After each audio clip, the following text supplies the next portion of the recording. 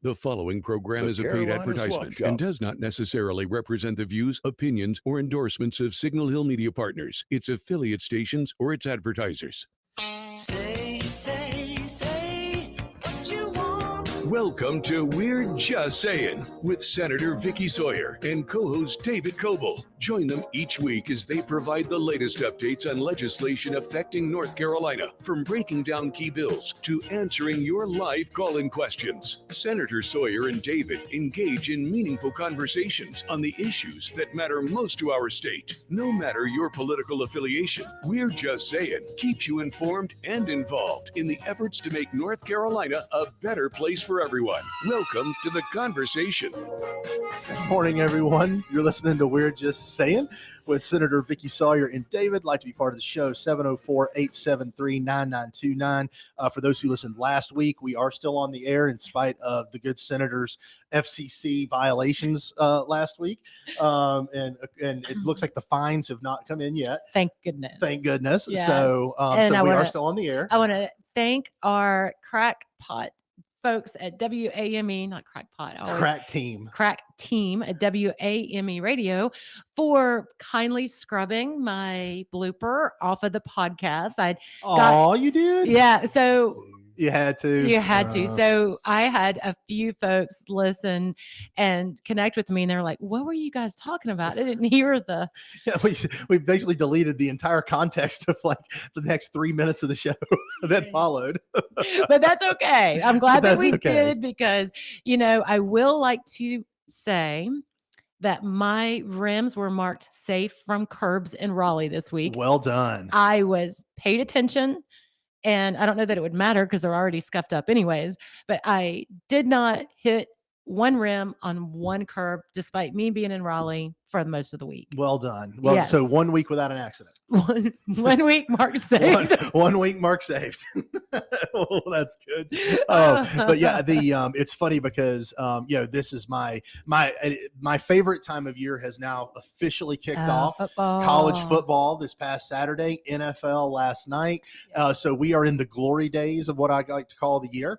My favorite time where I get to watch football and maybe participate in legalized sports gaming periodically. Legalized sports gaming. Yep, legalized sports gaming, and that was thanks to our North Carolina General Assembly, our good friend Representative Jason Sayin a couple of years ago. So it is a good time to be in North Carolina. It is a good time to have football, and our alma mater is going to be playing the Bill Belichick tomorrow. Yes, yeah. I hope that they have the same thing as outcome as they did last week.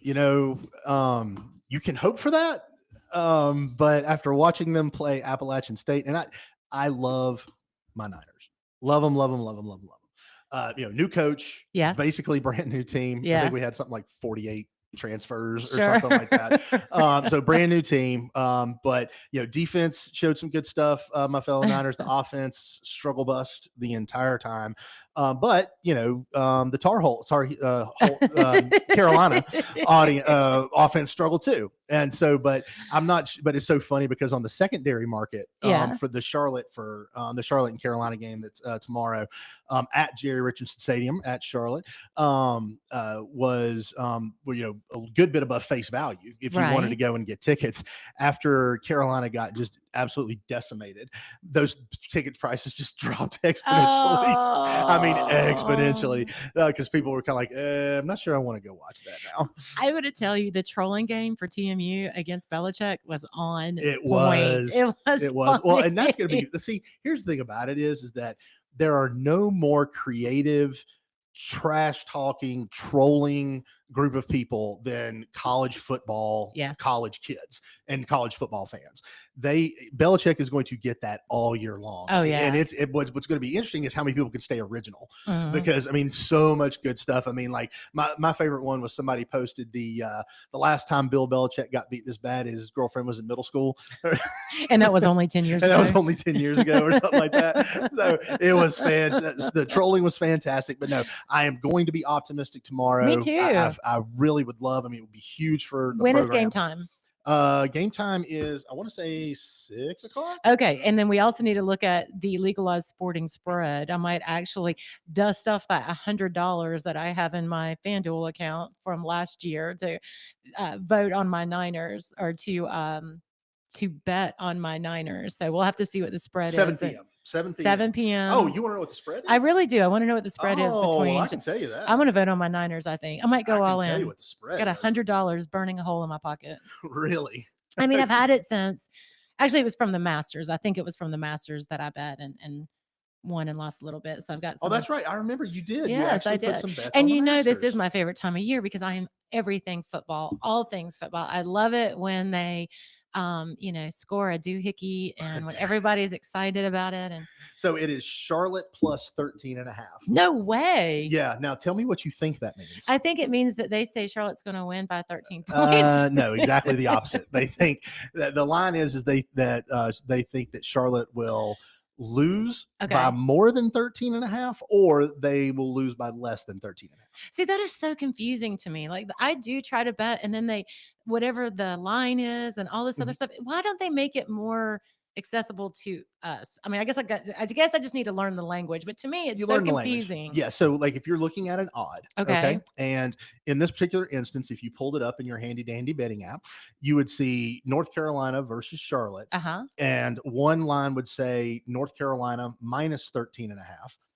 Next to Charlotte, it would say Charlotte plus 13.5. Okay. So then when you're going to make your wager, you are going to decide, okay, do I think that Carolina will win by more than basically by 14 points or more? Or do I think Charlotte, if they lose, will lose by less than 13 points or potentially win? Okay. So that's what you're betting right over on. I got it. Okay. Yeah. Just if you want to put your money on Charlotte and you want a big payday, and Bet on my off whole chance they win, $100. whole 100. If you want to put your whole $100 on the money line, that's called the money line. That's what I don't understand. What is the money line? The money line is basically straight up win or lose. Okay, I think I can do the money line because I don't understand all the other stuff. I think I can understand win or loss. Yeah. But okay, so I will make my legalized sport betting wager with the money that's been stuck in there. I probably won't even be able to get into the account because I don't know my username and password, but I will try and we'll see what comes. But I will vote. I will bet on our beloved 49ers. Okay, because that would be I so plan to do awesome. the same as well. I plan to do the same as well. Yeah, that will be so awesome. Because I want to see good karma. Are you going to the game? I am not going to the game. Why? I don't want to. Okay, well, that's fair. Can't really argue with that. I mean, there's a thing in life that happens to some people as they age, and I think it's happened to me. I've been warned by many women who have gone before me is you reach a point where you just do what you want to do and you don't do what you don't want to do. And I just didn't want to go to the game. Well, fair enough. Because invariably you get stuck with someone who is either a very interested in politics or a well-intended faculty member, or for some reason and it's enjoyable to go and be a part of that, but it's always not about the game. A lot of times it's about getting lobbied or getting, I need this, and you're working. And, I feel like I work all the time. And if I really want to go, because I'm obviously this amazing football fan. So if I want to go and enjoy the game with my husband or family and friends, then I'm stuck working. And so it's not fun. I'd much rather just I know that sounds kind of antisocial, but I'd rather just turn on the game, relax at home, maybe cook a little something while I'm watching the game and enjoy my time. Yeah. And I have been to several games with you. That is typically the case. My favorite, though, is going to a game with you and your husband, because while you're talking and everybody's lobbying you, he's meeting brand new people, making great friends, having conversations about everything that isn't politics. Yes. Which is great. And I think the one game we went to, he actually left and went down to like somebody's seats with them. They had to watch the game while we were still up and you were still being lobbied. So, I mean, he has his own way of doing it, which I love, because he's just like, yeah, I'll let you do your thing. I'm going to go watch the game. That's right. So then I didn't want to, but I am excited. So go Niners. Didn't look good last week, but hopefully this week. Hey, you never know what adjustments have been made over the course of the week. But speaking of adjustments, you were in Raleigh. Did you do anything successful down in Raleigh this week? I think I did. I mean, of course, I knocked it out of the park as a panelist at the North Carolina Transportation Summit. Although, I'm just kidding. It was the last. Oh, that's my phone. Sorry about that. It was the last. That's your computer. That's my computer. So it was the last session of the entire summit. And so we were sitting backstage, huge stage, huge room, and I'm sitting backstage with Councilman Edricks from Charlotte. There is someone from the South Carolina DOT that's going to speak about their finance and stuff. And there's also one from Georgia. And so we're all sitting there, and I look around, I'm like, dude, this has been like a 2-day conference. We're the last session. We might as well just like be talking to ourselves. So Everybody pretty much is checked out by I that point. thought so. But we get out and we get on the stage, and it was pretty full. Was So it? yeah, it was great. We had a People great obviously came to see you. Well, there's a lot going on in transportation. And so this is something that the North Carolina Department of Transportation hosts every year. It allows for engineers to come in. So there will be some breakout sessions where they can get the continuing ed that they need. It also invites other departments of transportation, usually from the Southeast. Namely, they had Florida, Virginia, and South Carolina, and a few others that come in and talk about their business practices and what's worked and what hasn't worked. They have some folks who internationally will come in and talk about all kinds of different new and exciting technology in the field of transportation. And so it's just really a big nerd fest, and I love it. Did you talk about your channel? Did you talk about the boarding technology? This wasn't the right audience, but I tried at every moment to talk about it. But first of all, I'm selfish. I just want to come to North Carolina. So obviously I'm not going to talk to Georgia and Virginia and South Carolina about it. But we did talk about some really other cool stuff. But I am so grateful that the North Carolina Department of Transportation really, since I've been there, working with them in partnership, I feel like there's been like a cultural shift in that agency. I really do see them working to streamline project delivery. I think they hear the frustration from folks across the state about, delivering projects or promises that are made. And I really do see a culture, especially among their leadership, of trying to honor those promises that were made. And it was really heartening to see. And it was great to end up and hang out with those folks. But I learned a bunch of stuff, and the funniest thing happened. So one of the things I went to was a panel about other states and how they manage their cash. So, the department, they're, $8 billion a year, which surprisingly, did you know this? I've always said, well, Texas has the most road lanes under management, then North Carolina, and I didn't know this, then Virginia, then South Carolina. So that's kind of how it goes in the four, and 3 of the 4 were sitting there. Texas annual budget is like nearly 11 billion a year. Wow. Ours is only 8. But Virginia, who we outrank they're up to like 9 billion a year. Wow. So of the top people that we have the least, and South Carolina, I think too. So of those folks, we get the least amount of funding, and yet we're probably one of the fastest growing states right through there. So, anyways, that goes on to my funding, but they're sitting there talking about cash management, and it's all of the controllers from different states, and they're going back and forth and back and forth. And our CFO is Mark Newsom, and he's new to the job, has been there a year and a half. I digress. So I'm listening to it because an appropriator, we're always like, y'all got like a bunch of cash in the bank. Like, what are you doing? Where is it? Well, what you don't understand is they got a bunch of cash in the bank, but they're committed to other projects. Right. And so you don't see the commitments that they have, but you see this, they got $2 billion of cash. Why aren't you getting these projects to live? You say you're out of money, but why not? All this back and forth. So I wanted to learn what other states were doing it for that. So we're sitting there, and one of the dudes that was the panelist was saying, well, it's very difficult, especially when the General Assembly is in session and they're looking at your cash balance. You want to make sure to move that cash around before they start looking so that they don't think you have enough money.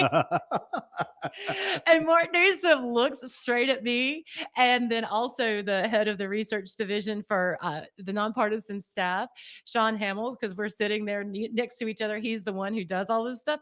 And he just went white. He just went white and face like, you're not supposed to say that. So I saw Mark after the session, and I was like, dude, you are nervous. I said, we know you do that. We know you do it. Mark, we know. It's not a big secret. It's not a secret. We know you guys do that. So all of these groups that you're talking to, do they find themselves with the same issues that North Carolina does for funding transportation? Not so well, yes and no. Really, the big issue is the Highway Trust Fund at the federal level is like $220 billion underfunded, and they just keep on putting money in from the general coffers into DOT. Now, at the federal level, just much like the state, it's funded by gas tax. Apparently, it hasn't been flushed since 2007. Tracks. Yeah, so, we just keep on, push I guess, nobody wants to raise the gas tax and all this other stuff, so we'll just continue to do general fund transfers, but this is the coolest thing. Under DeSantis with Florida DOT, they started out with like 11 or 10,500 state employees, and they were doing a lot of their own maintenance and road construction. They've reduced their staff to 5,600 employees, but yet they outsource 100% of their road construction and their maintenance. Mm-hmm. It's the way And it they ought to have be. good project delivery. It's the way it ought to be. Look, there's something tried and true. If government does it, it takes twice as long and costs 30% more. Yeah. That's just how that is just how it is. Government inherently, because of regulations that government puts in, Right. and everything like that, inherently hamstrings itself Yeah. in doing work. Mhm. And is invariably very difficult for state government to pay what private companies can, Right. because of the extra costs that always come in, and in Well, bureaucracy that comes in. And so mhm. I'm not surprised at all that Florida has done that and been hyper successful with it. Yeah. And, not to throw off on state government, but their shareholders are voters, Mhm. and there's a lot of us, and you hear a lot of complaints, and they're always open and they're always getting sued. So just that nature of how it is set up, it's never going to be as nimble as private business. Never. And when she said or that they 100% of their road construction is done through a third party, I was like, ding, ding, ding, ding, ding. I mean, interesting enough that the 485, that toll, is a state owned toll thing that's going through in the south of Charlotte, for those of you who are not from our region. And they've been like 3 years behind track on building it. But yet, when these other public private partnerships are building it, they're like, not zinging through, but it felt like our very own 77 North got done on time, Yep. and very quickly because it was private business. And so, yeah, so that was really, really interesting, to see how other states are doing it. Virginia, they have different ways, but I'm getting too wonky in the policy because it's not very fun. We can talk about budgets if you want, but that doesn't really keep the listeners Well, no, going. I think our listeners are of a certain education They level are. and a certain sophistication where they want to hear these kind of things. They are, yeah. Well, so we continue to look at ways to increase funding for transportation across North Carolina, whether you are Democrat or Republican, an unaffiliated, Green Party, Libertarian Party, whatever you are. Everyone wants to get to work and to school and to the doctor's office in Mhm. a timely fashion, and that just doesn't happen in our area. So we have to continue to look at different things. And so the when on Friday when we were, or excuse me, yesterday during that session, the conversation was about the future of funding for transportation. And it was really interesting. So, Georgia, the state of Georgia, just issued their private public partnership. That's what we call P3. And that's right. The dirty toll word The comes dirty out with toll that. road. Those dirty, dirty tolls, not the real dirty word that I Yeah. said last week, but the dirty tolls are the ones that come out. And interesting enough, when 77 North was issued, the department, the agency, they actually had to put money into the project to get this going. The state of Georgia, in their latest toll project, when they issued it, they got a sweetener of like $2.6 billion of extra cash for transportation just to build this project Mhm. above and beyond. Then they'll do a little bit of profit sharing. Then they were able to structure their financing really differently so that they could do and make and do amazing other projects in their area. In fact, I was talking to him from Georgia. They are actually constructing a free lane for tractor trailers only, or commercial vehicles only, to go straight from the port of Savannah to southern Atlanta, so they can make that trip in a very easy time frame to get and to move um, goods and services. I'm like, that is so stinking smart. Yeah, it really So is. stinking smart. Now, South Carolina has something that I have been advocating for, and it's called Pennies for Progress. Yes. Very familiar with it. Great program. It is a great program. So what they do is they allow for the local counties to identify projects that they want to see done, and then they put it on a bond on I mean, excuse me, a vote um, of the people in their county at election time, and they can choose to increase their sales tax, but then it specifically has to go to those very defined road projects. And Yes. then, like for Myrtle Beach area, or they call it Horry County, which I've never looked at reason why it's called Horry County, but Ori. Horry. It's a soft H. Oh, is it? Ori. Well, maybe that's why. But that's just a weird name for a Yes, county. Ori. Ori, Ori. not Not Hori. Ori. The H is silent. Okay. See, did you too? I'm with you on that, Vickie. I've always pronounced it with the. Thank you. Finally, I Yeah, win a nobody pronunciation. down there, nobody down there pronounces it that I way. didn't know that. Ori. But keep going. Keep going. Okay. So not Horry County. No. That so Myrtle Beach, so they increase their sales tax. So it's really smart for them because they have a lot of folks and visitors from out of state. So they're using other people's money with their sales tax to construct really incredible road projects. And if you've been down there recently, like I have, you could see the fruits of those labors. I think he said there's 6 other counties in South Carolina that does the same thing. They are a little bit more disadvantaged, according to him, because they don't have like a Charlotte or Atlanta that has this major economic engine that really bolsters the remainder of the state. Yes, Raleigh, I said that because it's true. And so the Charlotte region basically props up the entire state with it. But South Carolina just doesn't have that same thing. So anyway, so they have used this penny for progress to identify projects locally and then allow the locals to construct them. And I love it. Yeah. I mean, really, the South Carolina, is really powered by Myrtle Beach. If you're down there, they say that's not sand on those beaches, it's gold. Because I think it's something like 70% of sales tax revenue in the state comes out of Myrtle Beach. Oh, that would make sense. And so it's a huge economic driver for them. But and I think this goes back to the conversation that the recent sales tax referendum that's going to be down on the ballot in Charlotte. I think that giving counties the ability to put road projects on the ballot to be voted on it's no different than a bond, right? When you run a school bond, the language, if you read it, says a bond, this is how much we will borrow. This is how much you are allowing us to raise the tax rate in order to fund the bond. Right. It's the same way. Now, you don't always raise the tax rate to do it, because sometimes you don't have to. Mooresville's passed several bonds, and because of their growth, not had to raise the tax rate in order to fund it. So that it doesn't automatically happen, but it gives them the right to do it.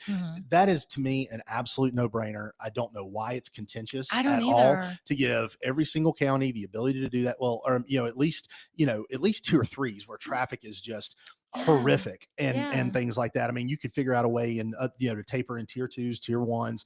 It could be education funding or something like that, but take it to the voters, let them decide. They're the ones there, they're the ones paying taxes. And if they are saying, hey, you know what, I'll take an extra penny on my property tax rate or my sales tax rate in order to fund these road construction projects, I think you'd be amazed at how many people would say absolutely. I think so too. It's an investment in every portion of your life when it's transportation, right? And it affects everyone the same. Absolutely. Everyone is affected the same way by these decisions.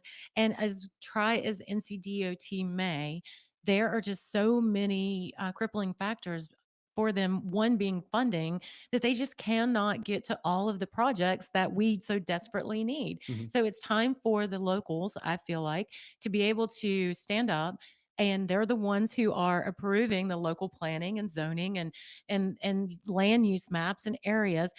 I know the DOT tries to be a part of those situations, but quite frankly, they can't be everywhere. Right. And so gives the people, I see this anti-growth thing that folks are saying. I don't think it's that they don't want to enjoy other people coming to our area, because quite frankly, when I moved into Mooresville, I think the only thing that I could eat at was Greg's 1101 or 11, like something, Greg's barbecue. There was a McDonald's, maybe there was a Whataburger and a few other things. Now I've got this, like, the world's at our feet right there in this beautiful dining area and great shopping and all this other stuff.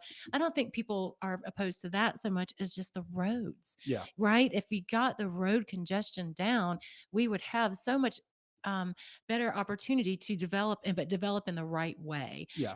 But right now everyone's just saying no, no, no, no. I don't think it's to the development per se. I think it's to the roads. Yeah, no, and I agree. I mean, that is the main concern.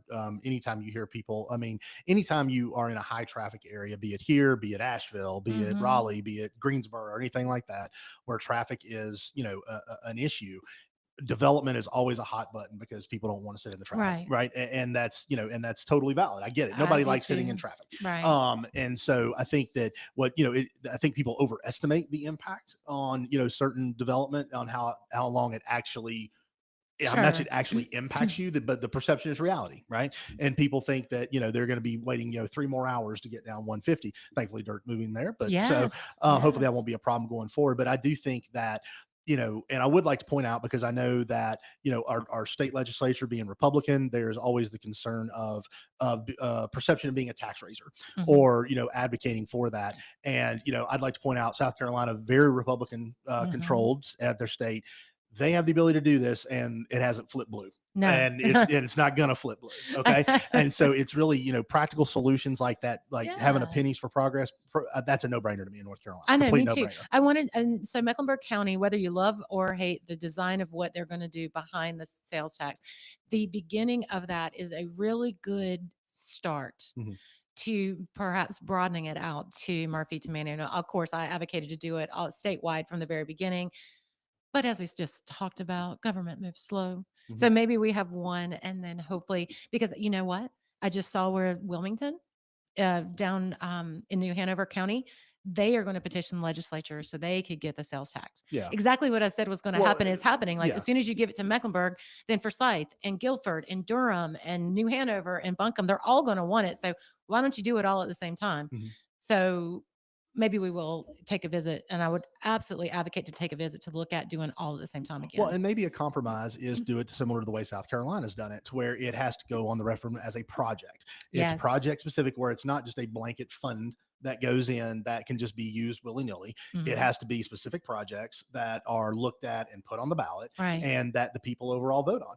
And I think that maybe that's a compromise. I think so. Because then it's no longer just a general amount of money because I know there's concerns about how people use them and how you fudge the numbers, and I'm going to spend less out of my general fund if not I have this.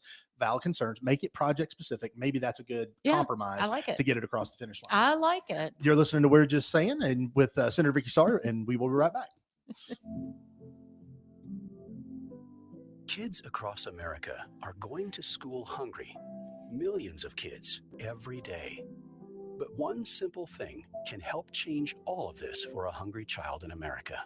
Good, healthy food and the energy it brings. With help from caring people across America, No Kid Hungry is providing healthy meals and hope to hungry kids so they can build better futures. To learn more about ending child hunger in America, go to helpnokidhungry.org today. We all want more for North Carolina. More boundless views, more adventures in the outdoors, and more clean roads to get there. But to get more, we have to do less. Less littering, that is. Make it your nature to trash your trash and keep NC clean. And we'll all have more reasons to love North Carolina. Litter less, get more. For more on the 7 outdoor NC Leave No Trace principles, visit OutdoorNC.com. Sponsored by the North Carolina Association of Broadcasters and Visit North Carolina, a part of the Economic Development Partnership of North Carolina in cooperation with this station. We all play a role in keeping our community safe. Every day, we move in and out of each other's busy lives. It's easy to take for granted all the little moments that make up our everyday. Some are good, others not so much. But that's life. It's when something doesn't seem quite right that it's time to pay attention. Because only you know what's not supposed to be in your everyday. So protect your everyday. If you see something suspicious, say something to local authorities. Bravo, Brenda. You've always been a saver. Price matching your price matches. The self-proclaimed queen of extreme couponing. But this time you've truly outdone yourself. By saving for this electric vehicle, you're locking in up to $1,000 a year in fuel and maintenance savings, which will leave you saying, cha-ching, every time you unplug. Good for your wallet, great for the planet. That's the power of EV. Sponsored by the NC Clean Energy Technology Center and the North Carolina Association of Broadcasters in cooperation with the station. In the fight against Alzheimer's, now is the moment we've been waiting for. With new treatments emerging in the fight against Alzheimer's and all other dementia, now is the time for hope. Now is the time for action. So get out, get moving, and join the Alzheimer's Association Walk to End Alzheimer's on Saturday, September 27th at Liberty Park in Mooresville. Join the movement at alz.org/walk.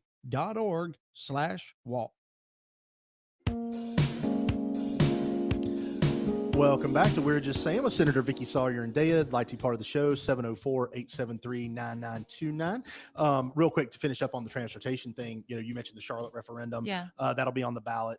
Charlotte's actually kicked off an initiative. When I was at the Charlotte Appalachian State game, there was a guy that goes to Charlotte who was volunteering, and he had a button advocating for it and was walking around with like a clipboard and talking to people about the referendum and what it was going to provide and everything like that. So they've actually already kicked off the PR campaign to try to get that across the finish line. Yeah, it will. And there are people who have concerns, and I hear you. One being safety. I mean, it wasn't a good look to have a beautiful young woman who was killed by a homeless man, and it's kind of uncovered some of the ugliness that can occur on public transit, and some folks I think are inflating that for their personal gains. Yeah. But I do see the value. And remember, 40% of that tax will go to actual roads, which are divided up between the municipalities or the cities within Mecklenburg County.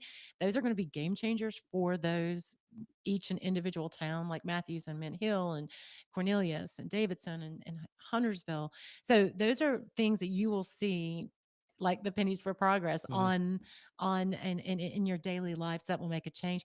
Hey, you know what I didn't know? What? So Charlotte City, they, of course, they have cats in the buses.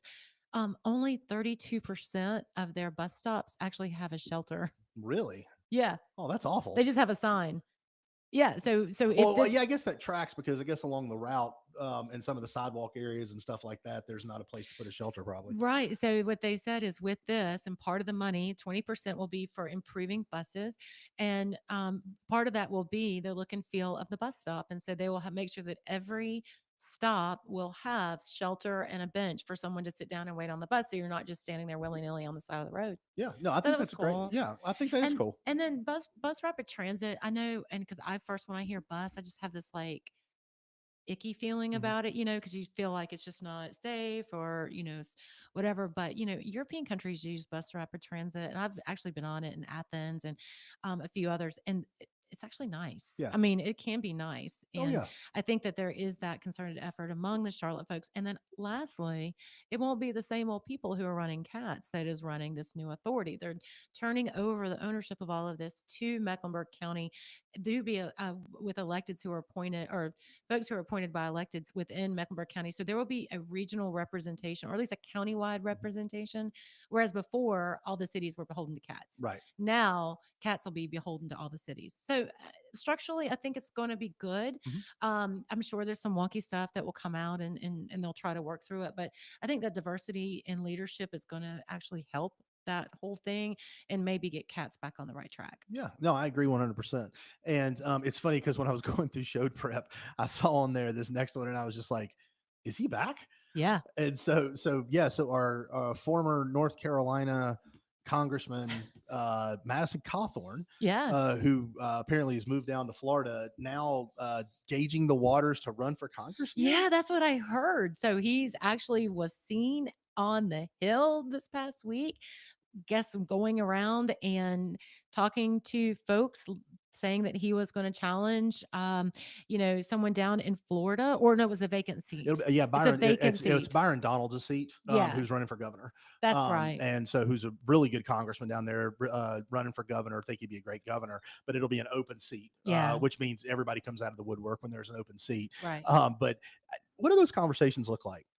I mean, like, when you're, when he comes, into the office, and, hey guys, I know that there were those pictures of me, dressed up in women's lingerie, but I feel like people have probably forgotten about that by now. Doing sexually explicit things to my buddy while he was sleeping, which some may consider as being rapey. Exactly. And, and I know I've been in the news a lot for speeding and tickets and, spousal abuse. I'm just a generally awful person. But hey, what do you think about me representing Florida in Congress? What the heck was he thinking? I mean, like, first of all, we need to find him. If he doesn't have a therapist, he probably should get one. And if he's not on medication, he should get on it, I guess, because that he lacks self-awareness. I think that is just absolutely, like, I think I would go in a hole. Yeah, I I mean, just would never want to put my name on a ballot again. well, and there has to be a wire something wiring is loose there to after going through the Embarrassment. embarrassment and humiliation the last time around here in North Carolina to try to re-up that. Like, why would you re-up that? Like, you're pretty much forgotten at this point. Yeah. You know, I mean, Why would the you only put time the only time Ellie reports on you is when you've been pulled over for yet another speeding ticket around Yeah. Miami. Yeah.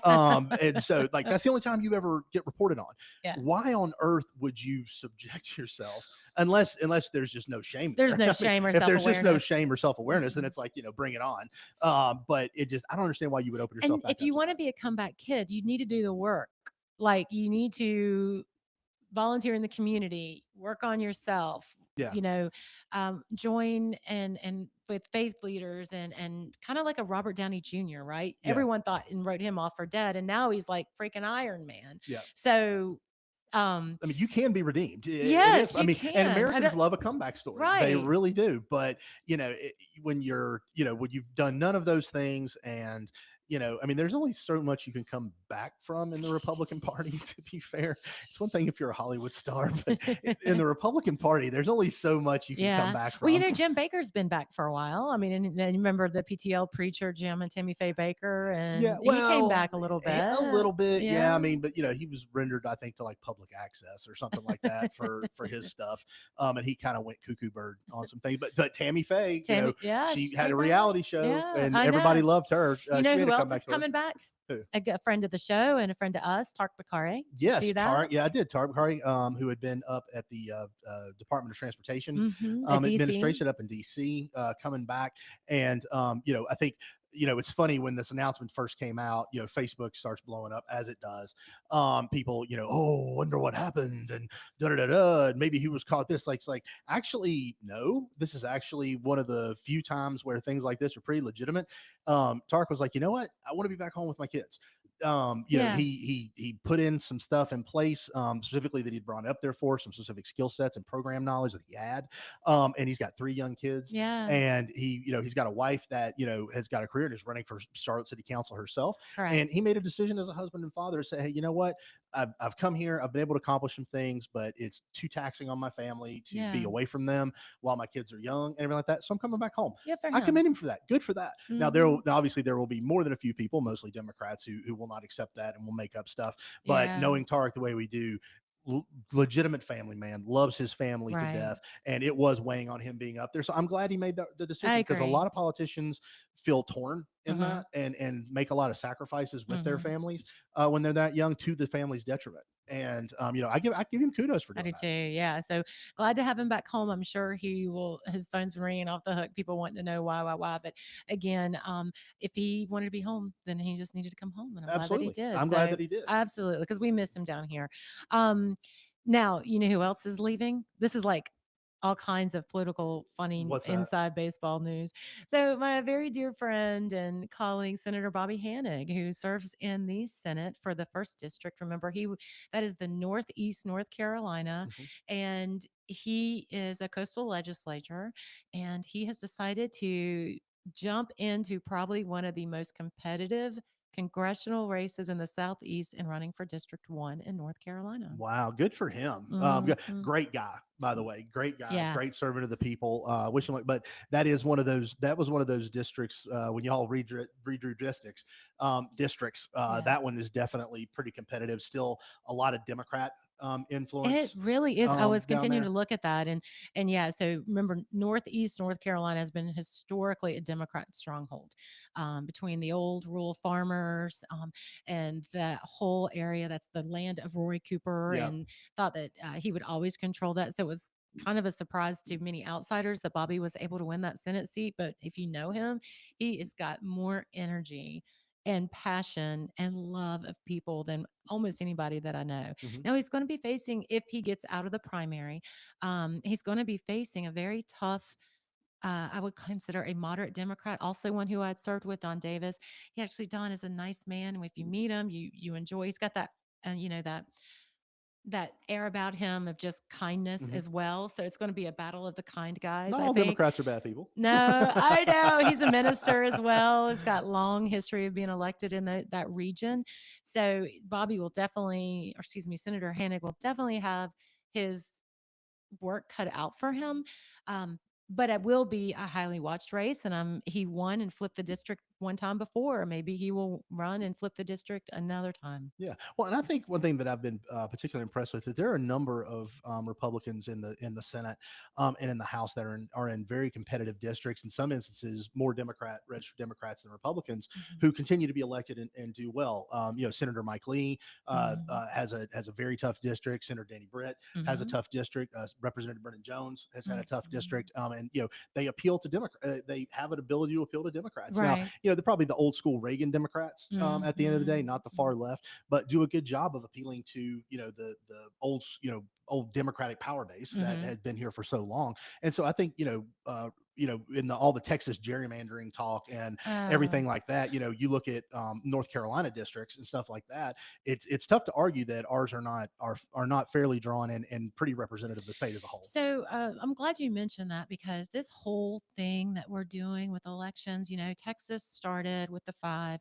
Then Gavin Newsom came out and said, "Oh, don't mind that we passed an independent redistricting commission 2 years ago. We're going to supersede the will of the people, and I'm going to gerrymander now." Yeah, he's a So, criminal. He's an absolute criminal. then, so he's openly saying, "I am gerrymandering my California to offset anything that happens in Texas," and that actually goes to the vote of the people.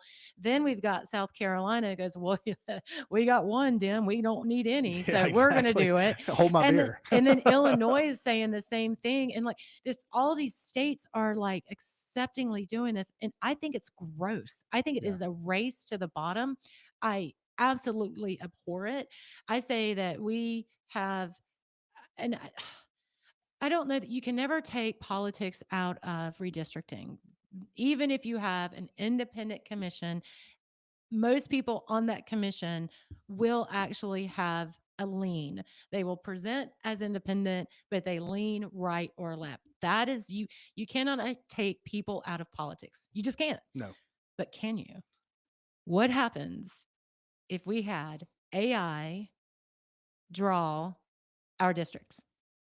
Could you no one's signing on for program that. why? Well, you could To take you people absolutely out could, of you the- absolutely could program it. You absolutely, based off of the census and the voter registration rolls, you absolutely could do it. I mean, why can't you have the parties agree on that kind of stuff, but then AI, you put the ideas and the parameters in there, like you have to keep communities of interest together. You can't divide them.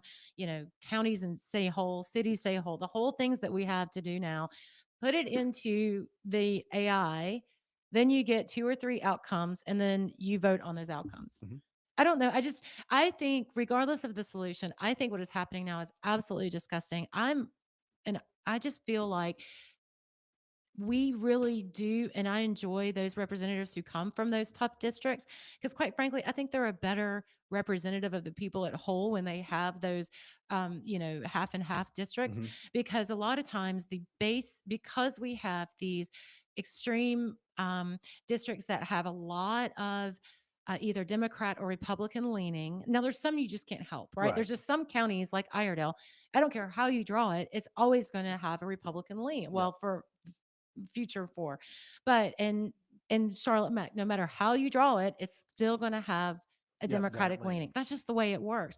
But I will say that our politics continue to get more and more to the left and right, because we have these districts where the base of each party has an outsized influence in their persons who they elect, because it's always the election is in the primary, not in the general. And so that's really, I know I'm dancing around here a little bit because it's kind of tough to talk about these things because it doesn't make me very popular.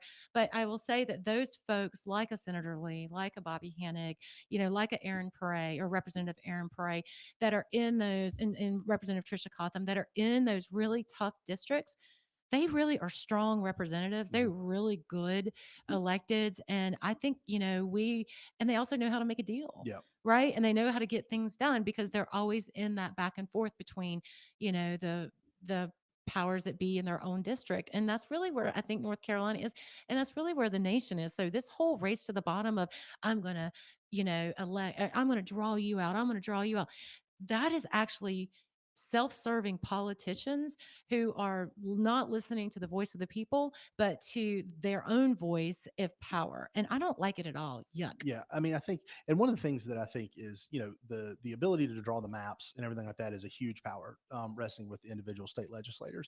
And I think, and there are multiple problems with the process as it stands today. I mean, starting with the census, right? Mhm. And California is one of the chief benefactors of this. The census, also counts illegal aliens as part of the population. Yeah, crazy. California has, millions of them, and Mhm. they get counted in the census. They can't vote Right. theoretically. Right. But not that Gavin's not trying to let them, but that they can't vote, but they get counted in the census in population apportionment, which apportions congressional seats. Right. And so basically, you have people counted in there who are not legally able to vote. Right. And so honestly, I think I was reading an article that if you took illegal aliens out of the census for California, they lose something like 3 seats or Yeah. something like that. Yeah. And people are abandoning California in droves right now anyway, moving to Mhm. other states. But it was funny. The funniest thing to me was when the governor of Massachusetts came out and got behind the podium, and she was like, "Well, if Texas is going to do this, maybe we just have to redraw our maps too." And somebody had to So remind her that stupid. Massachusetts has no Republicans in Congress. So it's like,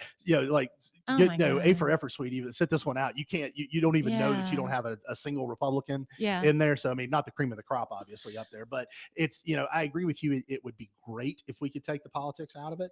It would be great if there was some independent way, and AI could probably do it. AI is only as good as what you put into it, right? Correct. And so, but I think that what we're seeing right now is federal power, who controls Congress, who controls the presidency. It is more and more every single day. I mean, it's honestly, it's a constant battle, Mhm. because you see what happens when, for example, one party control of everything, like we had during the Joe Biden years, Mhm. and what the damage that can be done to an economy, that can be Mhm. done to social norms, that can be done to our overall institutions and our overall stability as a nation. You can see what happens. I mean, one party rule got us Obamacare. One party rule got us the Inflation Reduction Act that Yeah. tripled inflation. I Yeah. mean, those that it got us, boys and girls sports. Right. One party rule, in my personal opinion, especially from one side, and I'm not looking for one party rule, unfettered, unchecked one party rule from Republicans either. I don't, Mhm. I don't think that's a good idea either, Mm-mm. because there's too much opportunity for things to get drugged way off track. Right. But you see what that does, and at the federal level, a ton of damage can be done. And I think you see people like in Texas and so he's there saying, "Hey, look, you know what? You guys are playing, long ball." And we've talked about this before. Mhm. Democrats play long ball. When back in the '60s and '70s, when Republicans pretty much were like, "Yeah, we don't care about the eggheads and the universities and stuff Mhm. like that." Democrats took control of our higher education institutions, and now college campuses across the country are bastions of liberal thought and churning out kids with liberal ideas and liberal thoughts. And so that is a reality. And so Republicans have to. I mean, do you want it? No.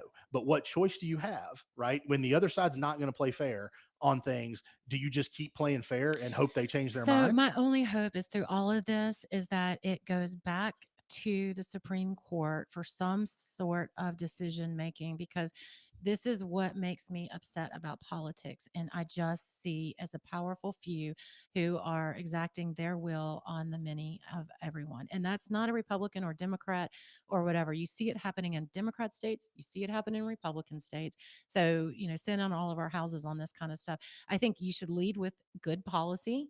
And as we showed in 2010 and, and other things, that Republicans really have good policy. Yes. We are able to run a country, and we're able to lead. We're able to take care of you and your business and your home. And now we're working on healthcare. I mean, there's things that we do and we're better at. So, draw the lines where they may and go out and win on good policy Yeah. and stop winning on bad politics. And Mhm. it just makes me sick. And I know that's not going to happen. I get all of that.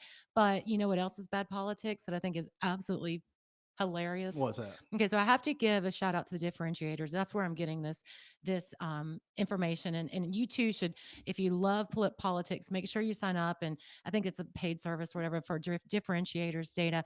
But we talked last week about them cleaning up the voter rolls. right? And Yep. putting everything, and they have to do that every year anyways. So as of now, they were cleaning up the voter rolls. And that means like someone is listed that's still eligible to vote, but they passed away recently. You know, more oftentimes that's what it is, or Or as they we call them, the moved. Democratic base. Well, you know what? I don't think you're wrong. I don't think I am either. But if there's so data to support it, there I'm all is in. data to support your hypothesis. Is okay. So 340,000 voters in North Carolina were removed from the state's rolls this year. And it's just a normal maintenance. This isn't, I don't like you, whatever. They were removed from it, like died, moved away, or considered just inactive.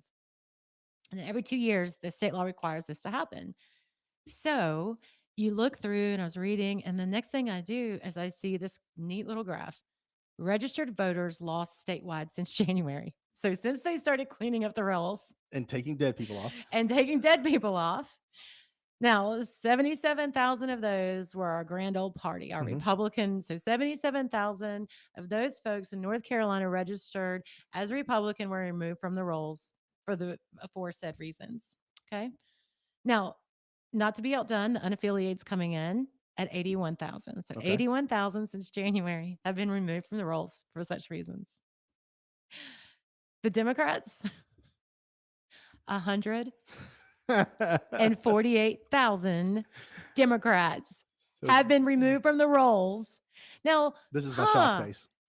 If you're watching online, this is my shock face. Yeah, things that make you go, Hey, you look, and you just go figure. There's actually now a Republican in the auditor's office who now controls the state board of elections, and you're thinking, well, you know, if this happens every 2 years, was this the trend 2 years ago as well? Or 148,000 versus 77. I wonder how many of those 148,000 were supposed to be off the rolls in 2020, but mailed in a ballot. I don't know. And you think about that is like, I'm betting a lot. That is out skewed because right now, you know, the largest party is not a party in North Carolina by registration. It is the unaffiliated voter. So just with pure math, you would think that the unaffiliated voter would be the number one by far. Well, not by far because they're pretty neck and neck, but number one in removing on the. You would think. But no, it's the Democrats.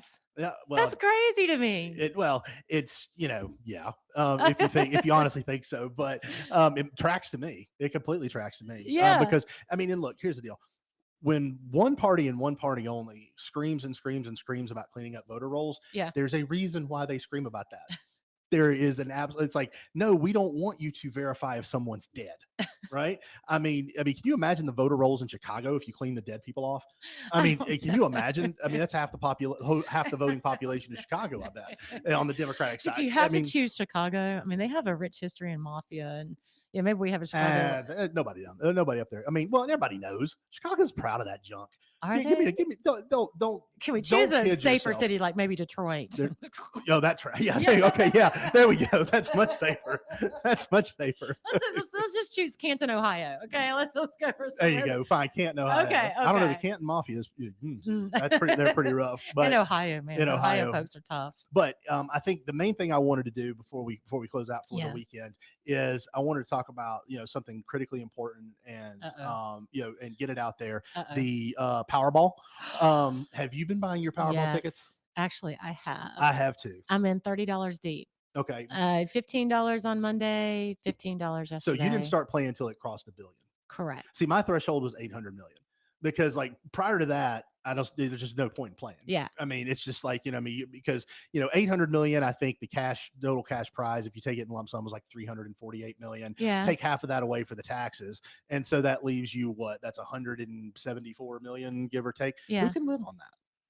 I mean, honestly, who could live on that? I don't know. I'm just not sure. I'm just not sure I could live on that. So, but once it got to the 800 million mark, that's when I started to feel comfortable. Yes. That, okay, if I win this, it's worth the headache because I could actually live on that. You are a degenerate gambler. I do not believe anything that you just said. I think every time you go and just happen to go inside of a gas station, you probably pull a couple bucks out of your pocket and grab a Powerball. So I rarely carry cash. But in the great state of North Carolina, you can buy by debit card, so which is technically cash. But no, actually, I generally I wait till my threshold has always been above 500 million. Then I'm like, okay, well maybe I'll start. I'll go buy a $3 ticket. Yeah. Because I always play the multiplier. Yeah. Always play the multiplier. Oh, I didn't do that. It costs you $1 more, but well worth it if you happen to cash. Every time I buy a ticket, I don't even get one number. Like not even one number. I just don't have this luck of gambling. I think, I'm just too good and pure at heart to win at the devil's game. Yeah, I don't think I can. Exactly the devil's game. All those vices. You're too pure. You're too kind-hearted. But let me ask you something. Yes. So let's say you buy your ticket today, you win. Are you taking it in a lump sum, or are you letting it pay out over the 30 years? I think I would take the lump sum because there's no guarantee of tomorrow. And I would buy a huge amount of land, and it would not be a cult, but it would be where all of my friends could come and live free. I don't know how much. So you would make all your friends subservient to you? No, I would deed the land to them. That's what I'm hearing. I would deed the land to them. I would give them a lump sum, and we would hang out and have fun. We just have a huge neighborhood of really cool people, and kind of like the Pilgrims. Yes. I'm gonna take that American spirit. Sounding kind of culty now. I know, when I say it in my head, I was like, that does sound kind of culty. But yes, that's what I would do. How about you? You're invited, by the way, David. You and Amanda. Thank you. I'll deed you a little piece of property somewhere, and Amanda can grow all of her crops. All she wants is see. That's the whole problem is we might have to have two pieces of property, one for my house and one for her tiny house. Oh, okay. Because that's what she always says is she wants a big piece of property that she would put a tiny house on. She would grow her stuff. She'd have her animals. She'd have chickens. She's obsessed with the idea of having chickens. Thankfully, Norzell's city code does not allow them in the limits. And she'd have that. But I would have to have more of a house than that. I need a ample man cave. But no, for me, I'm taking the lump sum. I'd be the same. I think I'd bring a lot of people on the ride with me, and then I'd be on the lottery horror stories in about 3 years, how I blew through $500 million because MC Hammer style, when I lose all my money and everything like that. But I'd have a few people that come along for the ride. But honestly, I've thought about this. I would still work. I would still want to do what I want to do because I would get bored. I would just get bored. I like being home, so I would need something to be If doing. you do that, if you win, will you do me a favor? Absolutely. I want to go around and financially support good electeds to get reelected. So will you give me the fund where I could go around and recruit and you will be head of our super PAC. Yes. I want that would be my favorite job because I want good people to run for office and good people to succeed. And the only way you can do that is through financial contributions. So I would love if you win. Consider it done. Okay. You are head of the C4. Now we have to, or the C3, the C4, whichever one we open. But I want them all. You want them all? Okay. Yes, we'll have all I want of them. All. But now we got to think of a name. And so we may not have enough time for that, but it's got to be something like, we got to think about that. Maybe that's next week. We have to think about a name for what. Well, I'm sure it'd be a movie reference. What I would never get. Yeah. Well, that's probably. Well, I'd make you watch the movie as homework. How about that? Okay. So whatever movie reference I come up with, you have to watch that movie. Okay. So you have to understand why it's George Soros, watch out. David's going to hit the Powerball, and I'm coming after you, brother. Yeah, but here's the thing: if I do hit the Powerball, none of y'all are going to know it. I've already gone through I've already mapped it out. Trust, anonymous claiming, because y'all still haven't passed that bill that would let me do it anonymously. Well, good luck to everybody on the Powerball, but I'm winning. Everybody have a great weekend. Enjoy your time. Thanks for listening. Say what you want. Thank you for tuning in to We're Just Saying with Senator Vickie Sawyer and co-host David Coble. We appreciate your time and input as we discuss the issues shaping North Carolina. Stay informed, stay engaged, and we look forward to having you join us again next week for more updates and insightful conversations. Take care and keep participating in the conversation.